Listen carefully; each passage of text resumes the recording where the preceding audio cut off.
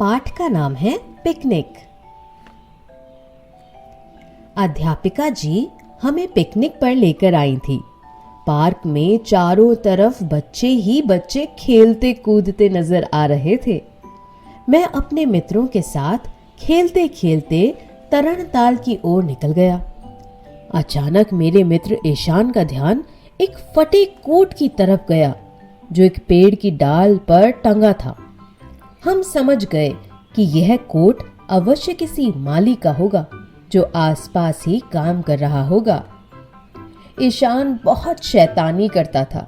उसने हमसे कहा, मित्रों, क्यों ना हम यह कोट कहीं छिपा दें? माली अपने कोट को न पाकर परेशान होगा। उसे खूब छकाकर हम उसका कोट वापस कर देंगे। क्यों, आया ना मजा? मेरे साथियों में नीलेश बहुत समझदार था। उसने कहा, मित्र, किसी को मुश्किल में डालकर हमें क्या मिलेगा? क्यों ना हम उस माली को खुश करने का कोई उपाय सोचे? सब मिलकर सोचने लगे कि क्या किया जाए। नीलेश ने सुझाव दिया कि क्यों ना हम अपने जेब खर्च के पैसों में से कुछ रुपए निकालकर उसकी जेब में डाल दें।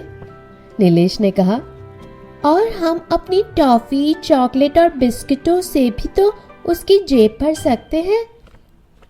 सभी बच्चों को नीलेश की बात अच्छी लगी। देखते ही देखते कोट की जेबें रुपयों, चॉकलेट और टॉफियों से भर गई।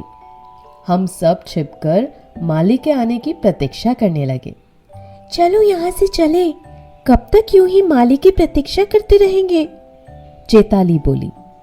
हाँ, अध्यापिका जी हमें ढूंढ रही होंगी, वसुधा ने कहा। हम वहां से जाने के लिए मुड़ ही रहे थे कि दूर से माली आता दिखाई दिया। उसके हाथ में एक खुरपी थी। वह अपने दूसरे हाथ से बार बार पसीना पोंछता हुआ आ रहा था। हम तुरंत इधर उधर छिप गए। माली ने पेड़ की डाल से कोट उतारा। जैसे ही पहनने लगा वह रुका, मानो कुछ सोच रहा हो। फिर जेबें टटोलने लगा।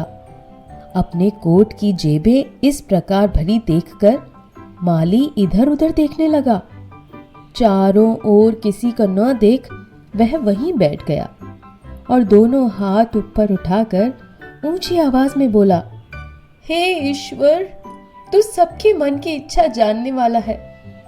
मेरे बेटे ने चलते समय कहा था कि मैं आज उसके लिए टॉफियां और चॉकलेट लेकर आऊं, लेकिन मेरी जेब में फूटी कौड़ी भी नहीं थी।